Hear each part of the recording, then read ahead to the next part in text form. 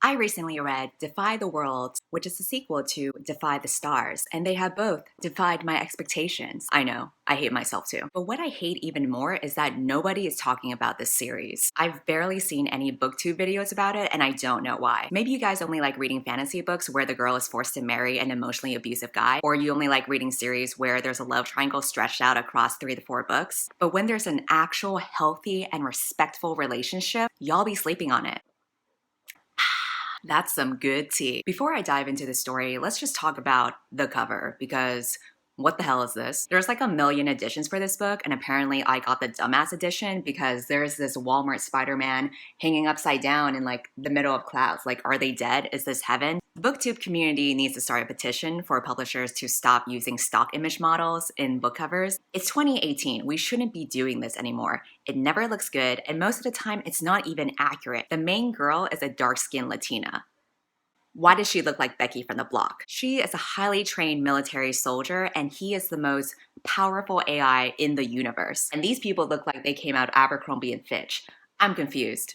Please don't let the cover deter you because it's honestly a really good series. Defy the Stars and Defy the Worlds are part of a YA sci-fi trilogy written by Claudia Gray, who has also written for a bunch of Star Wars books, so she kind of knows what she's writing about. You don't have to be a sci-fi fan to enjoy this book. It's very fast-paced and easy to understand, even for me, and I'm a dumbass. There's a good balance between adventure and romance, but the romance, though, is out of this world. Get it? Because it takes place in outer space. Fuck it. So Defy the Stars was the first book I read in 2018, and I gave it 4 stars because I really liked it. But just to be objective, I will say, though, that I read that book under very strenuous circumstances. I was stuck in the airport for 3 days, and I had nothing, absolutely nothing, to bring me joy in that dark period of time in my life. I didn't have extra clothes, I didn't have a bed, I didn't even have toothpaste. You could have given me the Twilight book and my mangy looking ass would have devoured that shit. I enjoy this book because it's the escapism that I needed during that dark time in my life. It's not a literary masterpiece. It can be pretty cheesy at times, and you know what? That's okay. Sometimes you just want to turn off your brain and just enjoy a book instead of thinking about how you're going to use a bunch of pads as a pillow on the dirty airport floor. So when the sequel came out, I put off reading it for several months because I was worried that I wouldn't like it as much. My circumstances have changed. I have a bed to sleep in now. I can take showers. I'm basically a changed woman. Well, I've read the sequel, and you know what? I gave that shit 5 stars. I don't even care anymore. Screw it. Like, screw having a consistent rating system. I'm only rating this based on my emotions, and I had a lot of them when I read it. So for this video, I'm going to talk about why I love this couple. A quick summary before we dive into the reasons. The main character is Noemi, who is a soldier from the planet Genesis, which is currently at war with Earth. They've been fighting these robotic mech armies from Earth for a really long time. One day, she gets swooped in by a surprise attack and ends up stranded in this abandoned spaceship. In that ship, she meets Abel, who is the most sophisticated mech prototype ever made. And even though they're enemies, his programming forces him to obey Noemi as his commander, which means that he has to help her save Genesis, even though her winning the war will literally kill him. They go through this grand adventure throughout the universe, but then Noemi starts to realize that Abel's programming is so advanced that he's beginning to develop his own conscience, his own emotions, and dare I say it, even love. I know it sounds trashy, but I promise it's actually done well. And to prove that, here are the 7 reasons why this relationship is so great. Number 1, they are awesome on their own. No matter how good a relationship is, if the characters are weak or useless or just boring by themselves, it ain't gonna cut it. That isn't the case for this book. Noemi and Abel are both strong, they're both equals, and they're both kick-ass individually. Even when they're separated, you can just chill because you know they're gonna take care of themselves. First of all, Noemi is my fucking girl, okay? She is smart, she is methodical, she is just the most competent soldier I have ever read in a YA book. We have so many YA heroines leading a revolution, and they're fucking idiots. Noemi is actually smart. For every roadblock or conflict or plot twist, she's already thinking about plan B to plan C and so on and so forth. There's this one part where she gets kidnapped, and you know what she does? She broke out of there and came back to her planet with antiviral drugs, a team of doctors, an entirely new war spaceship fleet.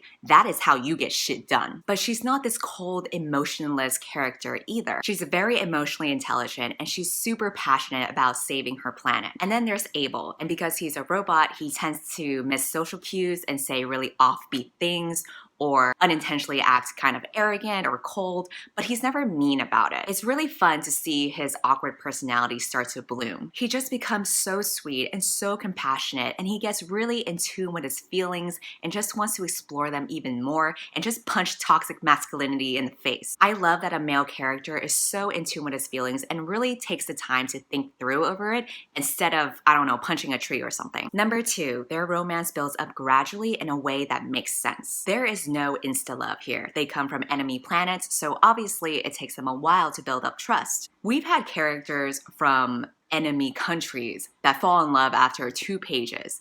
These people are from enemy planets across the universe, and they actually take the time to build up respect for each other, build up admiration, and eventually even love. She doesn't even see him as human from the beginning. So it's this whole journey where they have to work together, and by working together, they build up this trust and mutual respect for one another. Which brings me to reason 3. They respect the hell out of each other. They truly respect the other person's intelligence, skills, and just who they are as a person. This is reiterated so many times whenever they have a scene together, but it's like a passing thought to them. A bad situation happens and Noemi reacts to it quickly, and then Abel just thinks, I'm glad that Noemi is so smart and quick on her feet. Anyway, time to kill the bad guy. Abel constantly admires how selfless and devoted Noemi is to her planet, even though they come from opposing sides. Number 4, they work extremely well together. Like I said, they're amazing on their own, but they're even better together. They're equals. They trust each other and they know how capable the other person is. They've been through so many bad situations together throughout outer space, and they constantly look out for each other. There's a recurring theme throughout the book where it seems like Noemi has to make a decision between saving her planet or saving Abel. And not once does she ever choose to save one to sacrifice the other. She always finds an alternate solution. Number 5, they prioritize each other's well-being. Noemi respects that Abel is becoming human with his own feelings and his own mind. She makes sure that he doesn't get hurt and he has the same rights as any other human. She also urges him to explore the galaxy on his own and find out who he is on his own because he never got the chance to do that. And that's a really mature and selfless decision to make because even though she's really attached to him and even though this decision means that she may never see him again, she knows it's really important to carve out his own identity on his own. A lot of times people get extremely codependent in relationships because they don't know any better. Noemi doesn't want that to happen to Abel. She wants him to know better. Number 6, they understand consent. What a novel concept. After Noemi realizes that Abel is becoming human, she drops her plans to kill him. She never tries to use him for anything that he doesn't want to do or goes against his own free will, even when her planet is at stake, because again, she's a smart woman who finds an alternate solution. She constantly fights for Abel to have his own free will no matter what other people try to use him for. Abel also realizes that he's in love with Noemi. Noemi, on the other hand, doesn't know how she feels yet. Noemi has so much shit going on with saving her planet that she explains to Abel that right now she doesn't have the capacity to understand what love is. Totally reasonable. I don't blame her. I don't blame her for anything. Abel respects their friendship and never forces his love onto her. In fact, he's just content with being able to feel love in the first place, which is really fucking beautiful. So yeah, even though he thinks it's one-sided, it doesn't diminish his respect and his admiration and his love for her. There's one scene where she finishes negotiating between 2 planets because she's a badass, and Abel is just so amazed by how awesome she is. I am too.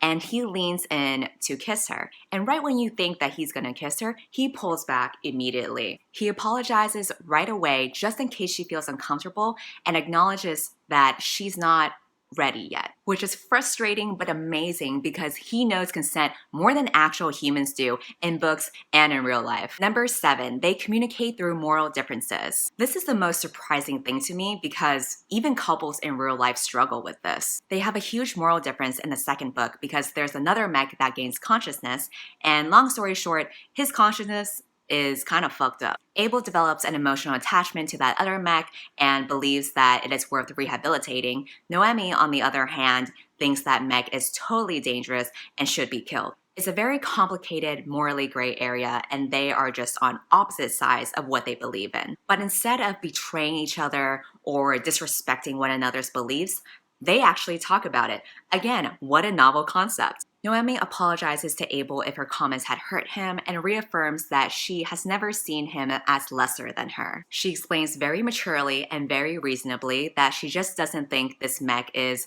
fully equipped to thrive without hurting other people. And even though Abel has a lot of emotional stake into this, he listens to her and says, maybe you're right. He explains his perspective, she listens to him, they talk things maturely and responsibly and listen to each other. There's even a scene where Noemi is trapped inside a tiny room with that mech who's basically ready to kill her. And despite her beliefs that this mech should be destroyed, she acts very calm and reassuring and reasonable towards him without harming him because she knows how Abel feels about him and respects that. I can't think of any instance where they miscommunicate with each other or lashed out on each other. There's just so much emotional maturity and open communication between the two that it just blows me away. Because I don't think I've ever seen that depicted in a YA relationship, let alone real life. So those are the 7 reasons why I think this couple is just so great. I wish I had a robot boy who loved me as purely as Abel loves Noemi. If you read any other book couples that are amazing or share some of the reasons that I've listed earlier, let me know in the comments because your girl loves healthy and respectful relationships. And if you've read this series, please talk to me about it. There's no fan base for it at all. Even if you have problems with this book, I still want to know what issues you have with it because just like any other good relationship, loving something means also acknowledging its flaws. Thanks for watching. I'll see you whenever I see you. Bye. R-E-S-P-C-T, find out what it means to me.